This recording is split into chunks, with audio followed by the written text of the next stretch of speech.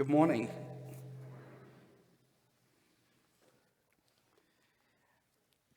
Will you bow your heads in prayer with me today? God, we thank you for this day. We thank you for all the many blessings that you pour on us. God, we ask that you would speak to us today. May the words of my mouth and the meditations of our heart be acceptable to you, our God and King. Amen. Friends, we are continuing our journey in a sermon series that is called Back to the Grind. When we get back to our routines, we tend to experience certain feelings, and we're kind of looking at what those feelings are and how the Bible can help us when we're feeling like that. We looked at feeling overwhelmed, and we looked at the story of Esther as to how Esther was overwhelmed by the task that was ahead, but she knew that she was placed as the queen for such a time as this. And last week we looked at feeling disconnected from those around us, and we looked at the story.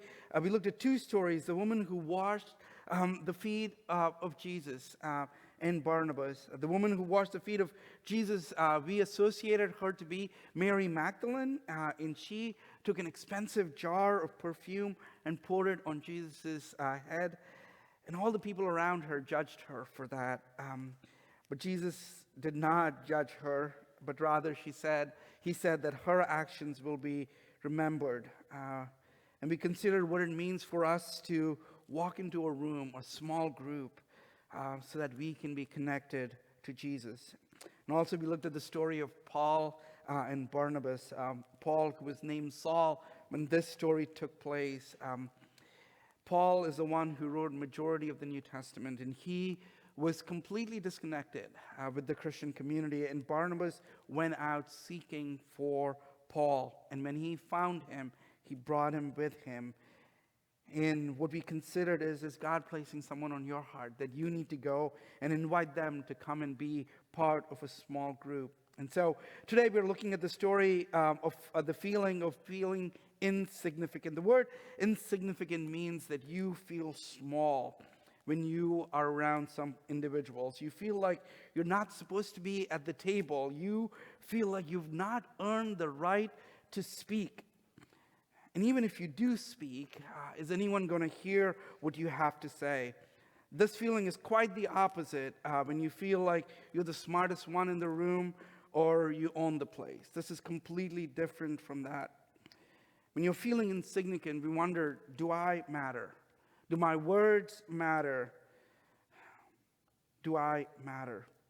I remember when I first attended a conference in Baltimore, and this conference was about the Gospel of John. And I remember as a young graduate student walking into the room that was filled with students and a bunch of guest lecturers, and most of the ones who were presenting the papers were the first time I read about their books, and I was just awestruck walking into this room. And I was just like fascinated at their work. And now I'm actually seeing these individuals that I read about in person. And I had to introduce myself to a scholar named Gail O'Dale. And I I could barely speak. I said, my name's Johnson. I couldn't even say my name to her. And then I thought, I wonder how this is how people feel when they meet Brad Pitt. So anyway, right? Feeling insignificant. It all depends on where you are and who you're with. Right? And this morning, if you're feeling insignificant, I want to share with you from the Bible that you are not insignificant, that you matter. What you say matters. What you do, you can contribute despite feeling like you are a nobody.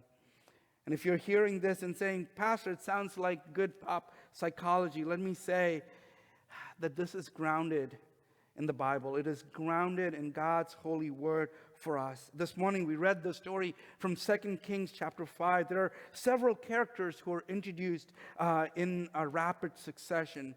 First, we're told about a man named Naaman.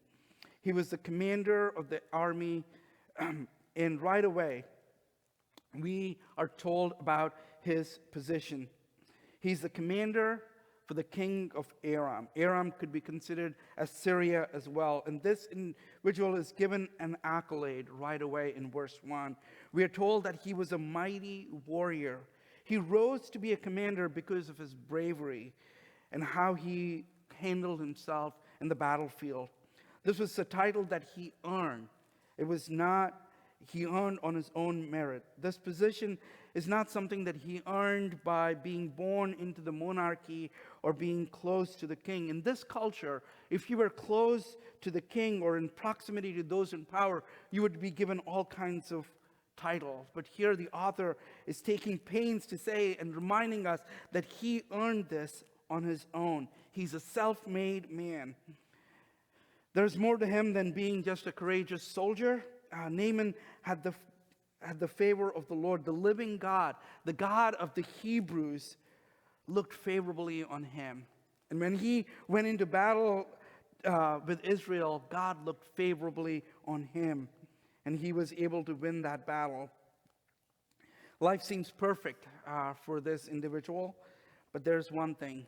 This courageous warrior whom God's favor rests has leprosy.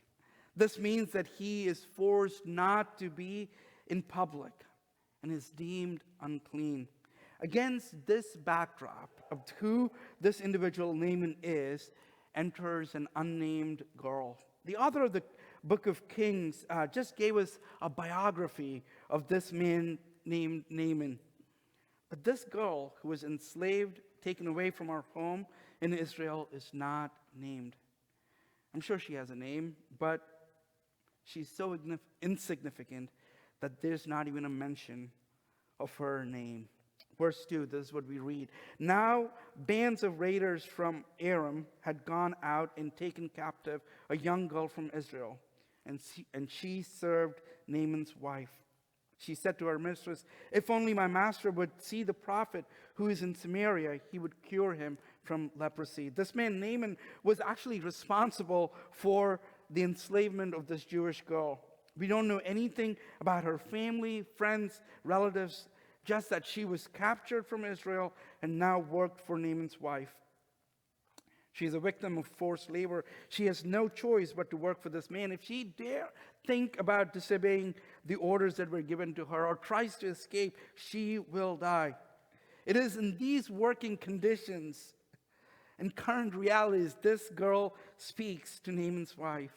I know Naaman was called a mighty warrior. I know that he was courageous in battle. But look at the courage of this girl. She knew the man of God lived in Samaria. She knew that she worshiped the living God who has the power to heal and continue to heal all those who seek him. And this young girl knew her God and was willing to speak, even though she did not have the right to be at the table. She was able to share her faith to the most powerful man's wife. This girl is insignificant in this story. When you look at the amount of words that tell this story, it's 518. And the girl speaks only 23 words. Yet without those 23 words, the entire story would fail. The advice that this slave girl gives goes all the way to the king of Aram or Syria. And the king of Syria then sends a letter to the king of Israel, so that no harm is done to Naaman while he comes in peace. Here's what's ironic about the king of Israel, because he panics. This is what we read in verse 7. And as soon as king of Israel read the letter, he tore his robes and said, "Am I God? Can I kill and bring back to life? Why does this fellow send someone to me to be cured of his leprosy? Is he trying to pick a quarrel with me?" See, the king of Israel thinks that he's the one who's supposed to perform the miracle. And the king does not know how to cure this man from leprosy.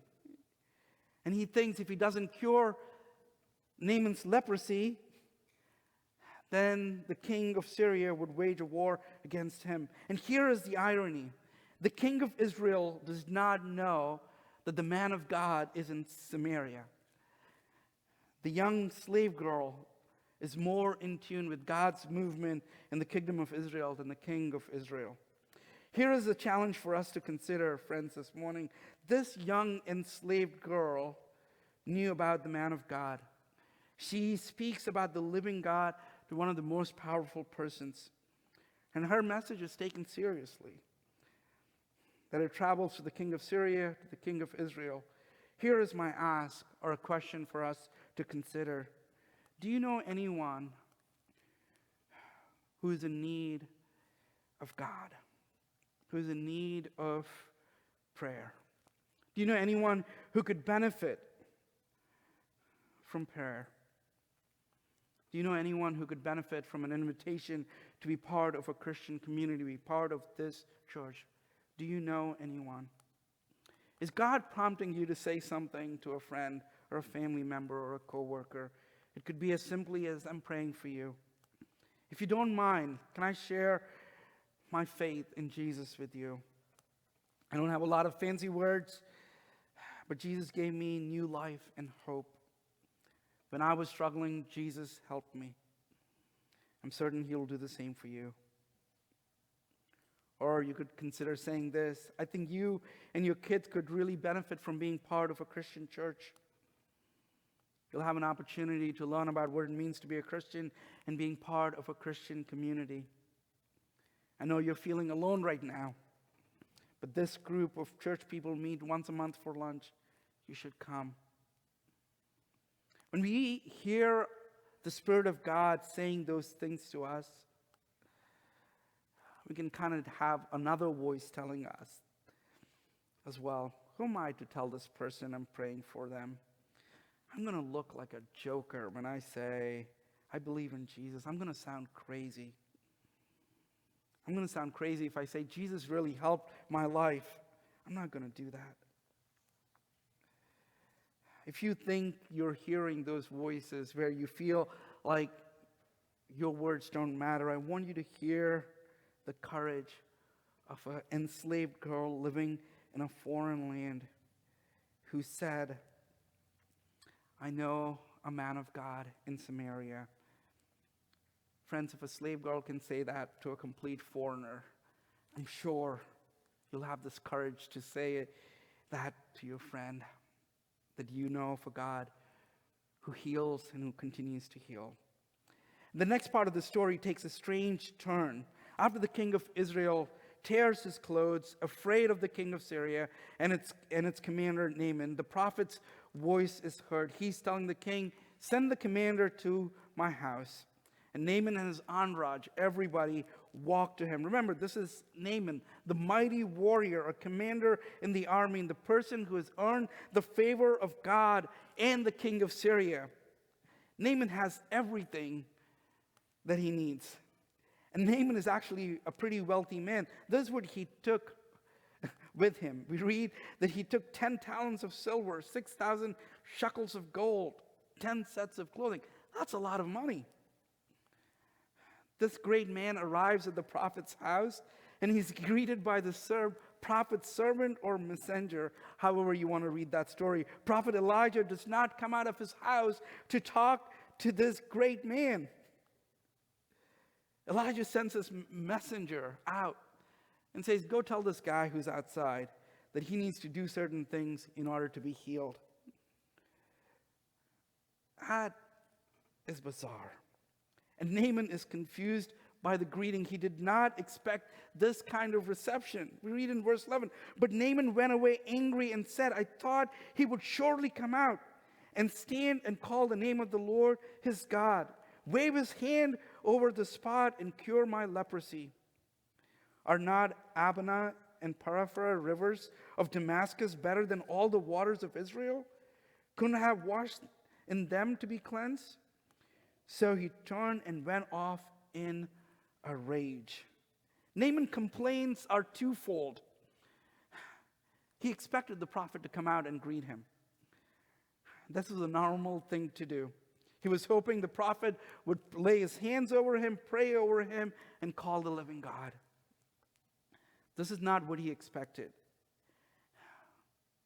And Naaman, again, shows of his love for his own country. He thinks the rivers in his own country are much better than the river Jordan. He does not understand why he would need to go and wash himself 7 times in the river Jordan. The prophet made Naaman feel insignificant, if you think about it. Despite having everything, he feels like he is a nobody before the prophet. And now he has a choice. He has a choice to listen to the prophet and do something ridiculous by washing himself 7 times in the river Jordan, or return home with leprosy. And here what happens again. The servants who were with him, with Naaman, they urge him to listen to the prophet and do what the prophet commanded him to do. Here again, we are reminded about those insignificant servants who are not named. Help Naaman once again. Naaman needs to be cleansed from leprosy. He can't do it on himself. Even though he has the favor of the king, he can't help himself. So Naaman listens to the servants, humbles himself, and goes to the Jordan and washes himself 7 times. In listening to the insignificant servant girl, and then later the servants who traveled with him, he finds redemption, he finds healing. So in verse 14 and 15, this is what we read. So he went down and dipped himself in the Jordan 7 times, as the man of God had told him. And his flesh was restored, and he became clean, like that of a young boy. Then Naaman and all his attendants went back to the man of God. He stood before him and said, I know that there is no God in all the world except in Israel. Naaman the commander, the mighty man of mighty valor, declares that there is a living God only found in Israel. Naaman rejoices in his healing. All this was possible because someone who felt insignificant told the truth in love. They did not shrug and were afraid of what the consequences might be, but they spoke in love. Friends, may you be the voice that is willing to share the good news of Jesus to those around you. May you be the one willing to say, let me share with you about Jesus. I believe he's the living God. But because when you do, they will find hope and healing in Jesus. I recently learned about this story. Before I share this story, I want you to be reminded of middle school again. You know, I spoke about middle school a couple of weeks ago, right? In middle school, best way to survive is not to draw attention to yourself. Amen? Right? You don't want to stand out. You don't want to do anything where someone's going to make fun of you, because if they start making fun of you, it's going to stick. That is the reality of middle school. This is what I learned a few weeks ago. There's 2 students in our youth group that are in middle school, here in Northley Middle School. And almost weekly, they invite somebody or the other to come to youth group on Sunday nights. They actually brought their friends to youth group on Sunday nights from school. If a middle school student can speak to their peers about coming to church, I think we as adults can share the good news of Jesus to those who need to hear it. Amen. God, we ask that you would give us the strength to speak your word to those who need it. Even when we feel afraid, insignificant, God, give us the courage. Give us the courage to declare your word. We ask all these things in your name. Amen.